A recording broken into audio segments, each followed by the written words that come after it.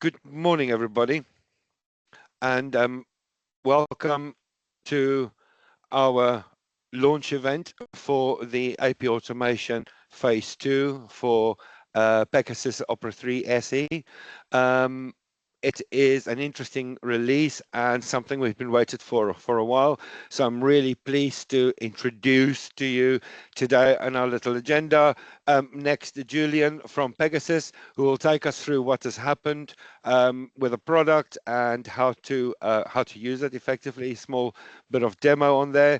After that, he'll update us on some data connector overview and a small roadmap of what else to expect for Opera 3 SE. This is important for both customers of SE and both customers of just Opera 3, so you can see what you are missing out on and what's available for you when you move to the new product. And of course, for those of you already using the product, is available to see what you can use going forward. After that, I'll open the floor for a quick Q&A session if anything appears, and then we'll finish after that. So without further ado, I'm going to pass you over to Julian. He will grab the screen share from me and carry on with the event that way. Thank you. Go. Good morning, all. Hopefully you can see my screen. Yes, we can. Thanks, Julian. That's always a good start. Okay, so as Bruce says, I'm going to give you it's a bit of a whistle stop because I think we've got half an hour. So a whistle stop tour of AP Automation, and more importantly, the Phase 2 release of AP Automation, which should be out the door today from us. And then, as Bruce said, we'll touch on roadmap and what we've done with the data connector and things like that. So a bit of PowerPoint, death by PowerPoint, but I won't bore you to death with this one. So I thought it was easier to start off with a complete overview of what we've actually produced in terms of the AP Automation solution, incorporating both Phase 1, which is released probably 6 to 9 months ago, something like that, maybe a year, and then with the Phase 2, which is released today. So the whole package, and you can have Phase 1 without Phase 2, just to make that clear. Start off basically within SQL SE. If you have purchase order processing, you will raise a purchase order request in purchase order processing, and obviously that's all coded in terms of your supply codes, nominal structures, etc. as you raise that. That then goes into the AP Automation process for any workflow approvals. So normally done by values, etc. So it can go off to someone to approve that purchase order. That's automatically then emailed to the supplier. They receive the order, they send you the goods, and a little bit later you will receive an invoice, which normally would be received electronically. You have a specific email address where that invoice comes into. The system picks that up, checks the coding, checks that it's the right amounts and it's the right stuff that's come in, and so validates the invoice basically. It will then match that invoice to your purchase order that you originally raised, and then if you wish, you don't have to have two types of workflow approval, but again, it can go into the approval for authorization to pay that invoice, and then it automatically posts that data into the purchase ledger in Opera 3 SQL SE, and then you can make your payment as normal. Obviously, there are some key benefits that probably in your mind already. Most of them are time and cost savings. So the stats say you can save up to 90% in time with doing that. That's not only with the rekeying of the invoices and also saving any keying errors there, but also if you use workflow approval processes, that can take a while because you end up, for example, printing off the purchase order, putting it on someone's desk, sits on there for a couple of weeks, and then someone finally gets around to signing it or approving it. The same with invoices. They've done some analysis on costs, and each individual invoice to process can cost up to £14.50 per invoice to actually process manually. This system allows you to do it for as little as 40p. So there's a big cost savings, not only time, but costs as well. Has systems in place to prevent duplicate invoices coming into the system, and also checks things like bank details. So if there's bank details on the supplier's invoice, it will match those against what you've got in in Pegasus, and if they're different, it will flag that to you so you can see whether, firstly, whether the supplier has changed their bank account, or secondly, it's some kind of fraud where someone's changed the bank details and they're trying to run off with your money. Automatic coding for supplier and invoice lines, flexible approvals, etc. You get the idea on that. A few things on this slide to point out that in terms of the invoice coming in, it can be in any format, so PDFs, Word, Excel, etc. Uses AI to code that invoice header and line capturing, OCR and machine learning as well. When an email comes in, it will not only capture that invoice, it also captures any writings in the email, any content in the email, and any attachments such as cost or risk assessment information, automated coding, approval submissions, and things like this as well. Email notifications, reminders to force people to approve things. That's always quite useful. So phase 2, which imminent release, is the POP integration. So again, with purchase order, you can set up the approvals. So spend is basically approved up front using current figures and any budget data that the budget holder may have. Automatic routing of requisitions. One thing to note, this actually works on any mobile device as well. So if someone's on holiday for the approvals or need to raise to look at an invoice or any information, they can actually go and, while they're on the beaches, have a look on their mobile phone and approve or look at the information they need to look at. Automatic invoicing and checking against invoices and POs to check on amounts, quantities, and the supplier. And any invoice exceptions can be looked at and changed and routed for approval if you wish to do that. So what I will do first of all, just to get away from the PowerPoint slides, is look what we've done in SE in terms of this phase 2 release of AP automation, which is the POP integration. So first thing I'll look at is purchase ledger and go into processing. And I'm just going to pick random one through in computers. And we've added a new option in here called onto the action button, which is orders. Now we already use, if we're purchasing, we can use through in computers through our purchase order processing system, but we have another tick box here, which is accounts payable automation ordering. So you can go through individual suppliers, or you can blanket all the suppliers to use with AP ordering. And that just means that if I tick that on now and click OK, little button comes up, a little picture comes up saying it's used for AP automation. And that means any purchase order raised for through in computers will go through the AP automation system. I'll just save that. Other changes are around purchase orders, as you'd expect. So if I go into the company, I'm on a beta version of the software. So I've been using it for a company called Crown Venue Catering. And again, you can see the little picture that says they're for AP automation. And we've added a new column on this part of the header screen, which gives you the status of any purchase order that's going through the AP automation system. So number of different statuses. One is denied there. So if we look at that one, that's got a status of denied. So basically, we've submitted a purchase order. It's gone up for the workflow approvals, and the boss has said, no, we're not having that, and sent it back. So what we can look at, new option under action, AP automation, and we can actually see why that's been denied. That one was actually to order some iPhone 8s because our demo data's well out of date. So it's been rejected, going, why are we buying outdated phones?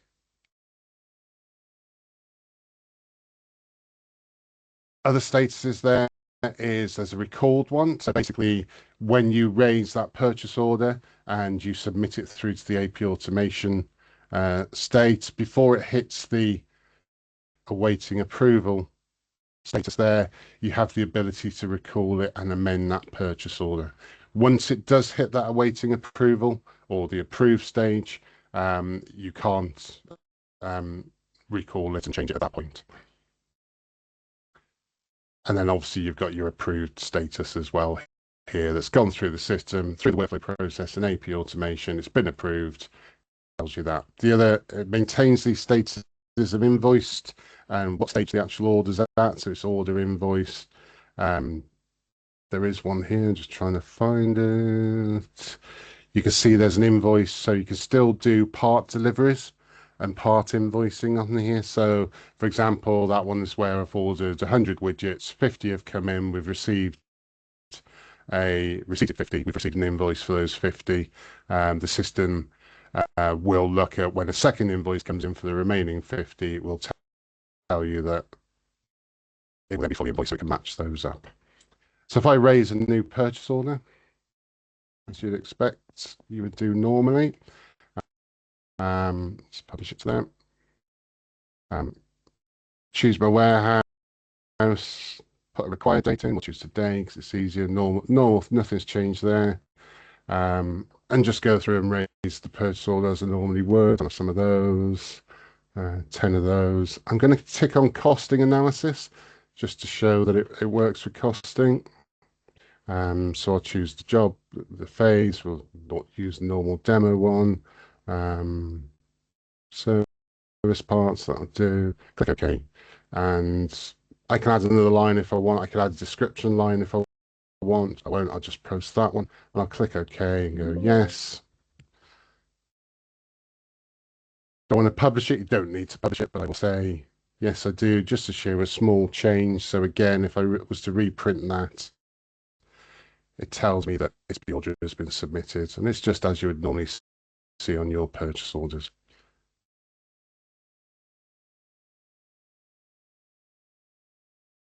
And you can see that APA status for the new order, POR 582, is now submitted. At that point, I could recall it if I wanted to. There's also options here, history, clone one. So if one's denied, I can click on clone and it'll tell me that original purchase order has been denied, but then clone and it'll raise another purchase order on there. There's a history tab as well, and error information if it doesn't post. Now, what happens now? It takes about 5-10 minutes to actually go through the system. So what I will do is load up, put AP automation on my screen. I've got everything on here, so it's all done by user rights and how much admin rights, etc., that you see on here. So if I go into orders, and I'm going to do one time down. Just log back in. I'm going to go into orders, a number of trays, so any saved ones, any that's submitted, any been awaiting approval, any approved, etc. Now that one's going to take a while to get through, so we'll have a look at this. Has automatically been picked up by the system. It's been submitted for approval, so that is POR 00574. And what that would happen is then somebody would get, the approver would get a notification to say they need to approve this purchase order. So click on that. They can look at it, look at the lines, there's documents and timeline. It's when was it raised, and I can click.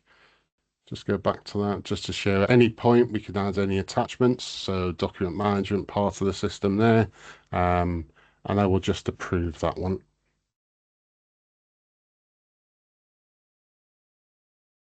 It's always slow in Teams. This bit always whirs around for a little while.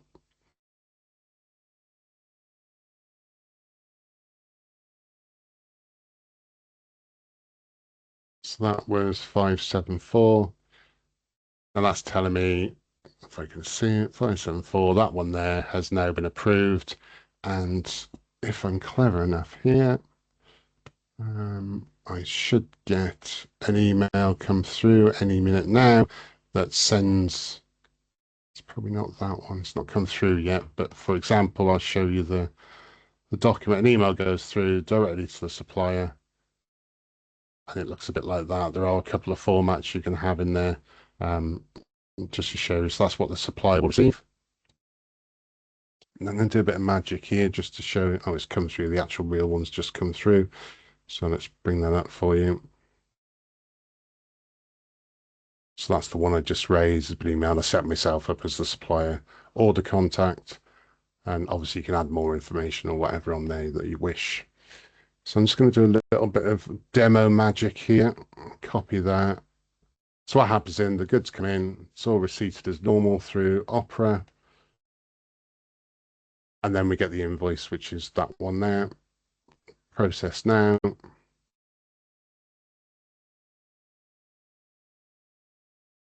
Just want to see if that other one's come through. Not yet. Just wait for it to come through. So it's 582, I think it was.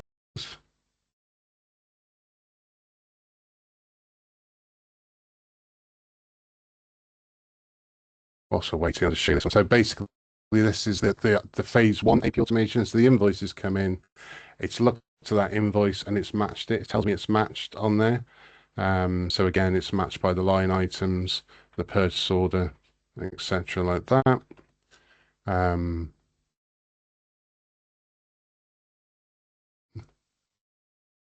Trying to find it coming through here would be nice. And then the invoice as normal would be submitted. I need to edit it because it's come up with a purchase order supplier number is too long. Submit that to for approval if you wanted to. Remember, it's already been approved at the first point. Back to grid, awaiting approval. Again, I log in, I'm somebody else. I'm on the beach. I need to approve this purchase order. Click on that, approve that. Goes through to the approve, and that's whirring away to tell me that it's then going to write back into Opera 3 into the purchase ledger. So if I go back into here, show you. So that one there's awaiting approval, the one actually raised live for you. So that's awaiting approval at the moment. So that will be in the system ready to approve. But then if I go into purchase ledger here and click on Crown Venue Catering, click on their current balance. Again, it's telling me they're an AP automation customer, and click on that one. It's posted into Opera. There's also another picture on here, AP automation invoice link. I can double click on that and it brings up AP automation, all the details, shows me the invoice, and that's all stored forevermore for audit purposes. So there's a direct link from Opera 3 SE to that invoice, and of course any other information that was captured or added to that purchase at that time. Okay. So that's a very, very, very quick overview of that. I'm very aware of the time. This is the mobile access. So basically you log onto the system through your mobile phone. This is off my phone, just some dodgy screenshots on there. And you can see you can go into your orders and approve and do whatever you want on there. So very flexible and can be used when people are on holiday or away from the office, or working on a site. If you work on a different site, so you're off site and you need to access on the building site or something like that, you'll be able to access this information on your tablet or your phone. One of the other things just to mention quickly that is available with the system is online buying. So that gives you the ability to link to any website that has a basket. So key ones being Amazon Business, Screwfix, those are the ones that are normally used, but it can be any. So even if it's joeblogs.co.uk and they have a secure basket, you can link to there for their ordering. I think the statistics are 20% of the business spend is uncontrolled because people are buying online, and there's no approvals or anything in there. With this add-on, you can link to the website, go on, order like an Amazon business as normal, but it then goes through the approval process and will also then match the invoice against the purchase order raised at that point for that. So that's just very quickly on that one. Little case study, one of the Pegasus customers who are using online buying, basically lack of visibility on that spend. As I said, they were manually creating purchase requests from 53 different areas across the business, or 53 different sites, and they brought all this together using the app and could raise those and control their spend on those. Okay, moving on. That's AP automation. I'm sure you have lots of questions which you can ask at the end, or if you do want to see it a lot more in depth and see an invoice go and start to finish the same invoice, I'm happy to do a separate demonstration on that. So Pegasus roadmap, Bruce wanted me to cover, first of all, the data connector. So the data connector has been released. It is a more advanced reporting tool. So what we've done is created in tech jargon a data lake of all the Pegasus data that's in the system, and the data connector gives you the ability to interrogate and pull off any of that data, including any bespoke development data that's in that system. And not only you've got XRL, which is great, but you can only report to Excel with that. With the data connector, you can use various reporting tools, and that also then gives you the ability, if you have any third-party systems or other systems used in your business, to merge the data and report on the same dashboard or the same spreadsheet. But where this is proving really, really successful is on things like Power BI. So this is one I created earlier. I wish. Just for financial data, so a quick overview, dashboards on there, and then we've tried to include everything within a dashboard for you to see. So nominal dashboard, and you can split it down by periods, years, and get all the data that's in Opera for you. Sales ledger, just to flick through, sales, purchase, sales analysis. So you could use nice things like, if I click on it correctly, nice things like graphs and things like this. It also links into Copilot if you wish, so you can ask it questions and it'll give you an answer. But the thing with Power BI is you can use notifications and alerts. So if something happens, I don't know, you sell something, you can alert people, or the other key thing, again, it's all about mobile access. So you can publish these dashboards and reports to a mobile format. So again, people would be able to see them on their mobile phone. But they're really powerful. Any information you can get out and format and do whatever you want in just about any reporting tool. We use something called OData. So as long as the reporting tool can accept OData, you can report your Pegasus reports, dashboards, etc. within it. Again, very quick on the data connector, that one. Again, if you want to see it more in full, I'm happy to show you that. What we're actually working on at the moment is a new user interface for SQL SE. It's going to be in a number of phases. We should see the first phase this year, where we're going to create a workspace, what they would call a workspace. So basically, it's a personal workspace, and you can have graphs, perhaps using a bit like the data connector you've just seen, bit of windows with KPIs, graphs, and links off to parts of the system or anywhere other systems that you need to see on there. And then phase two will be the ability to, like the header screens and that you saw with purchase ledgers, to rewrite those how you wish and get the data you want, and connect data up. So if you look at purchase ledger, you can also look at stock and things like that all at the same time and merge the data together. So that's something we're looking at for phase two. If you have SE, or Bruce has spoken to you about SE, you'll know about data intensive processes, or DIPs. We have a number of those that make areas such as period ends, year ends, etc., VAT tidies quicker, because the processing power is using the server processing power as opposed to your PC or laptop. So that makes it quicker. You also have the ability to run some period ends in the background or schedule them for later. We're adding import and API improvements into the system. So we've already released the ability to import nominal budgets into the system using CSV files, which has gone down very well. And we've got a list of about another 11, 12 that we're going to add to the system, including things like bomb assemblies and things like that. The big one everyone's waiting for is to improve cash books. So we have automated bank feeds and reconciliation. We've been working on that for a while now.